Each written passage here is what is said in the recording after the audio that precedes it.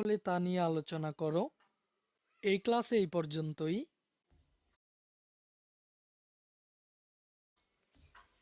পরবর্তী ক্লাসে আমরা বিশেষ্য থেকে আলোচনা করব। এই ক্লাসটি তোমাদের কাছে কেমন লেগেছে তা আমাকে কমেন্ট করে জানিয়ে দাও। আর আমাদের চ্যানেলে যদি নতুন হয়ে থাকো তাহলে চ্যানেলটিকে এখনই সাবস্ক্রাইব করে রাখো। আসসালামু আলাইকুম। শিখি একাডেমিতে তোমাদের সবাইকে স্বাগত।